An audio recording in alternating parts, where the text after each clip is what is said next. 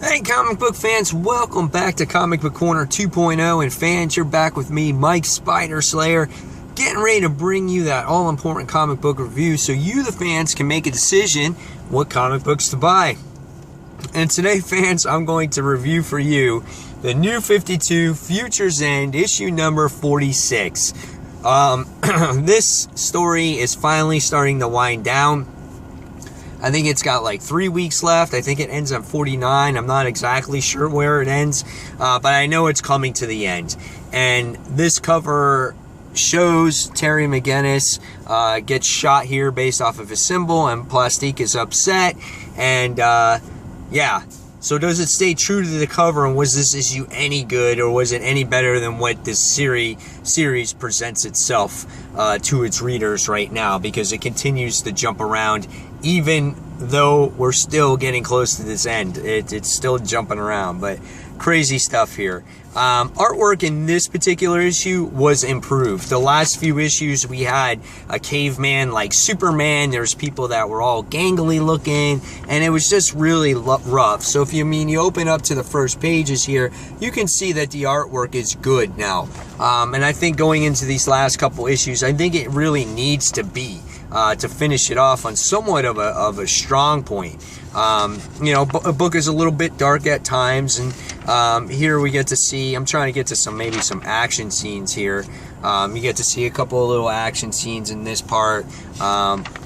Here we get to see some pages with Firestorm in it, and she looks good. So the artwork is okay. It's not the best, but it's better than what we've seen in here.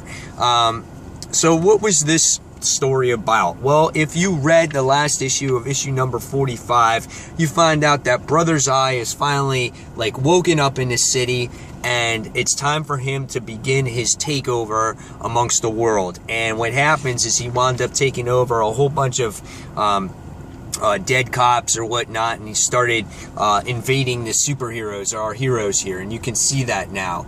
And everyone's asking Terry, he's like, what's going on, and Terry's like, this is the beginning of the end. This is why I was sent here to try to stop, and it's starting now. So you gotta watch out, because you can get affected really quickly. We found out in this issue also, when it jumps around, that Lana's got some weird powers in here that she can paralyze people. So you wind up finding that out. Why does she have these powers? I'm not really sure. Why did they wait so long to tell you that? I don't know if it was some kind of surprise factor, but it's just like, I find her story and and Grifter's story and 50 Sue, all her story, just insignificant to the book now. We're still struggling with Firestorm's issues now, with her being tied together with Jason and whatnot. She finds out, though, that the one thing she does like is saving people. You wind up finding that out in the issue, and then they wind up getting a distress call, and they wind up having to go to Terrific. Batman Beyond is, Terry McGinnis is now in full-out action here, trying to stop all these cyborg-like creatures, and then once again, he comes across to the Joker-Batman hybrid Brother's Eye creature. And just when you think this thing is always dead, it always seems to come by. And what happens is you wind up seeing that it winds up kind of stabbing Terry in the gut and whatnot. And just as they're in mid-air doing battle against each other, we wind up seeing that Terry winds up snapping his neck. So finally, this creature is finally dead, and Terry winds up apologizing to the Bruce side of the creature. So interesting stuff there. So as Terry McGinnis comes to the ledge, he winds up making a proposal to Tim Drake, saying that, can you please help me in this mission, because it's very important that you're part of this. And he does. He makes that he makes that promise to him. And then the last thing Terry McGinnis wants to see is Plastique's face, because he's in love. And yes, Batman Beyond is dead, and he dies in her arms, and that stays true to the cover here. Alright, so what did I think of this? I just couldn't. Yes, it's a little bit emotional, but I couldn't really feel that connection there, because these characters have had a chemistry for a while, but it's never always focused on them. The book has focused on so much other stuff that you couldn't really get attached to these characters. And just recently, they were just doing it on the roof for fun, and 2 issues later, he winds up dying.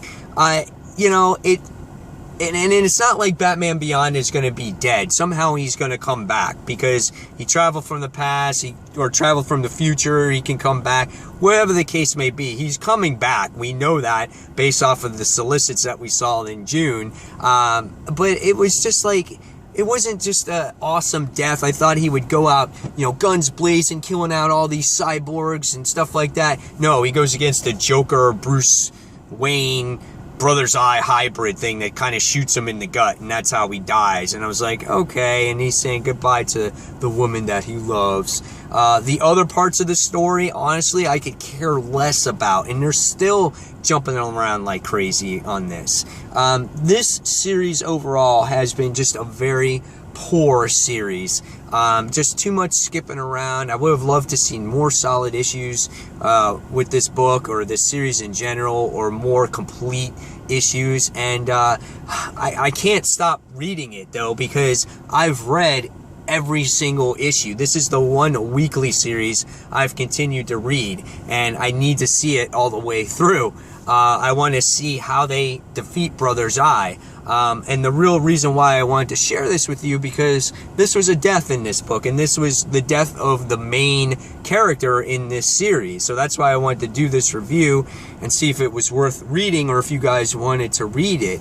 And this is also the beginning of the end of this, from where we read it on Free Comic Book Day on issue 0, where you saw the whole world take over, and now you're seeing the beginning of this. So this is the part where, for me, I think it's going to start getting good, because I like seeing that apocalyptic setting.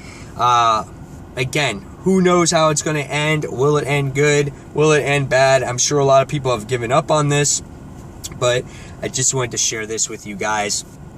It's no different than the other issues that I've read. It's only an average read to me. The death didn't really stand out. It didn't get me at a shock value on how he died. So after reading this book, I'm going to leave you up to you guys. I'm going to give this one a 3 out of 5 stars. Guys, leave me your comments below what you thought of Future's End, issue number 46, or do you give a crap about this book anymore? So guys, as always, thank you for watching Comic Book Corner 2.0, and until that next comic book review, fans, this is Mike Spider Slayer signing off. Thanks for watching, everyone. See you soon. Bye.